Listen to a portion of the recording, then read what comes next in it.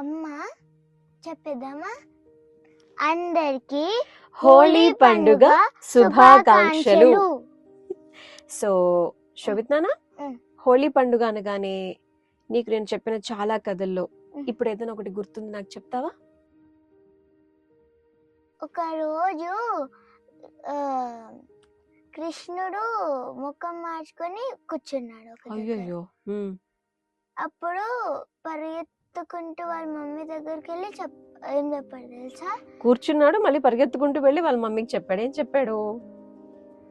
అమ్మ రాధా నన్ను నేను నల్లగుంటాను అని చెప్పింది. అయ్యయ్యో. అప్పుడు యశోదమ్మ చెప్పింది ఒక సీక్రెట్. ఏంటో? ఆమెకి నలుపు రంగు తీసుకొని ముఖం మీద మొత్తం పోసే అని చెప్పాడు. పరిగెత్తుకుంటూ మొత్తం పడేశాడు. ఇంకా గోపికల మీద పూసేశారు. అప్పుడు రాధమ్మ పక్కన చాలా ఫ్లవర్స్ ఉండే అప్పుడు తీసుకొని కృష్ణుని ముఖం మీద రాసేసాడు. సో నలుపు నుంచి మిగతా కలర్స్ అన్ని యాడ్ అయ్యి కలర్ఫుల్ వసంత కేళి అయిపోయింది. అది అక్కడ నుంచి వచ్చేసింది, మొత్తం ఇండియా అంతటా స్ప్రెడ్ అయిపోయింది.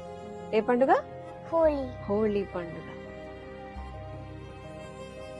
ఇలా ఎన్నో కథలు ఉన్నాయి హోలీకి సంబంధించి. అయితే ఒక చోట ఈ ఫెస్టివల్ ని చాలా సెపరేట్ గా డిఫరెంట్ గా సెలబ్రేట్ చేసుకుంటారు.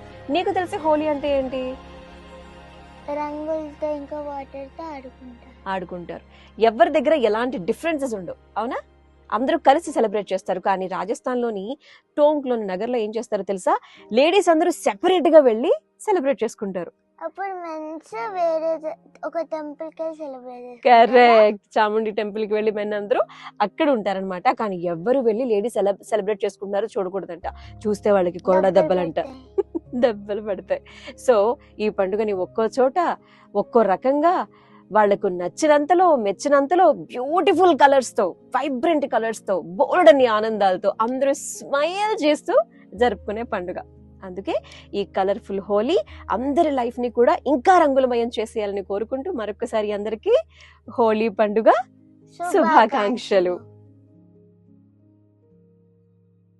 Like, share, comment and subscribe చేయాలి. నువ్వు నేను ఒక కథకి. బాయ్.